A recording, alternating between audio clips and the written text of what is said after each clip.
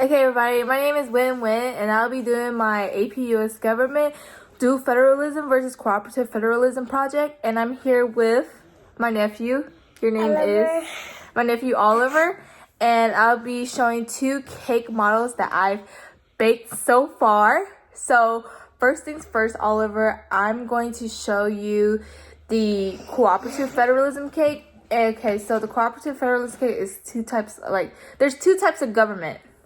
Right? So first, there's 2 types of government, and they're dual federalism and cooperative federalism. So the government is where our system today is set up for everyone to listen to rules, people listen. And if they get in trouble, there are rules and consequences that they have. Okay, so the first cake is my marble cake that I baked and cut a slice of. And this is to represent my cooperative federalism cake. Oliver, do you see my cake? Yeah. Okay, so my marble cake represents the cooperative federalism cake. And basically what cooperative federalism is, do you know what that is? Okay, well, you want me to tell you what it is? Okay, or are you just excited to try the cake? Okay, well, cooperative federalism basically is it's like when the state...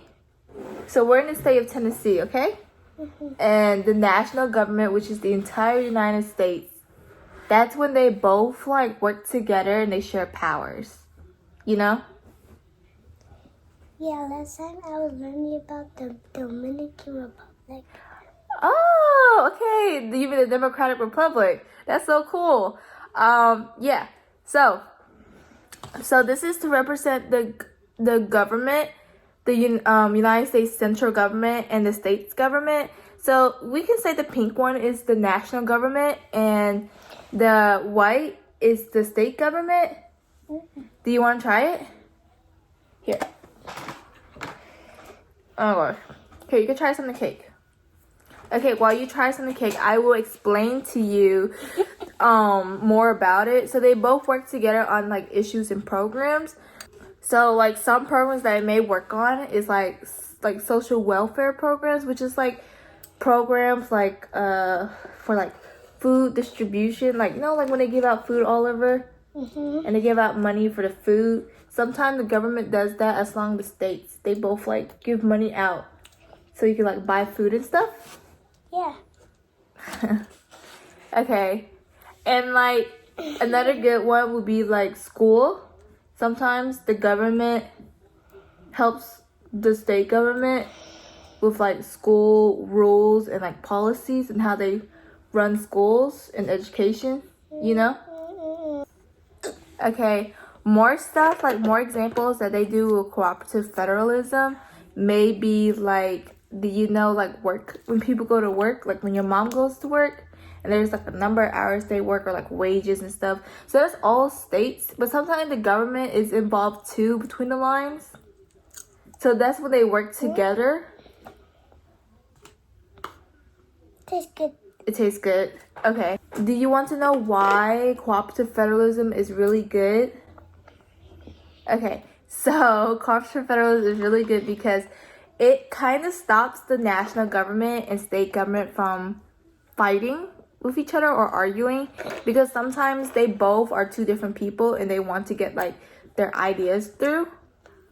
But if you have cooperative federalism, they kind of work together to get their ideas together and through, which is really cool.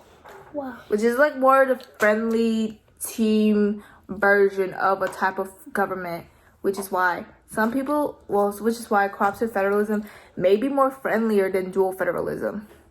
You want to try the next cake? Okay.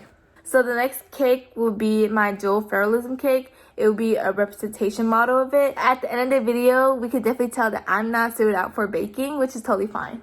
So my next cake. So my next cake is a frosted cake. So you may not see it now, but my next cake is a dual federalism cake, and it's supposed to be my layered cake. So, Oliver, do you want me to take a scoop out and so you can try it? So this has frosting on it, but then if I kind of scoop it down. So this is my layered cake, and It represents the dual federalism part. Here, you can try it.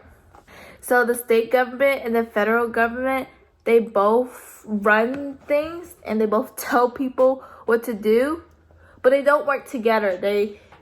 So dual federalism is basically two different people. One person is the state government, the other person is the national government, and they run things separately, you know? You understand? So they don't work together.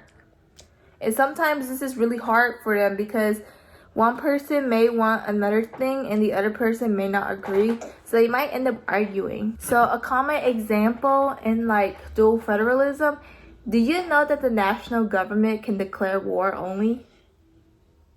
Like only the national government can only declare war. The state government cannot declare war. Did you know that? You sure? Okay. Well, anyways, the state government, did you know that the national government cannot control police power? And that's only up to the state government. Did you know that, Oliver? Okay. And this is my dual federalism cake. Oh, it has two colors in it too. I know, my dual federalism cake has two colors in it. And this is my cooperative federalist cake, which is a marble cake. Like, I can't say that in today's world that we only have one type of government, but I believe that in today's society we would interchange between the two. Like, for example, the national government having its own like separate powers and they're just doing their own thing, as well as the state government having their own like local powers, like controlling local defense and stuff, like the police and education. So this is where the dual federalism come in. But at the same time, there are some powers they both share and work together on, like environmental policies or just collecting tax revenue. Like some of the powers they have together. So these are my examples. Okay, Oliver, so do you have any questions for me? Or do you have any questions about like the two different cakes?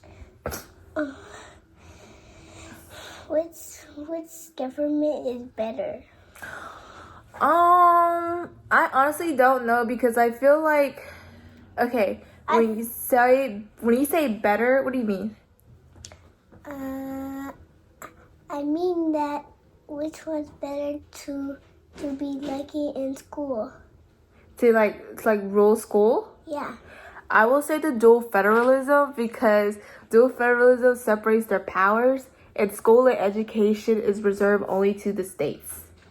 So that's why it will be dual federalism. But if you're asking about my opinion, I think a better government would probably be the cooperative federalism because I feel like the cooperative federalists, they get to work together. And that's like the most friendliest one.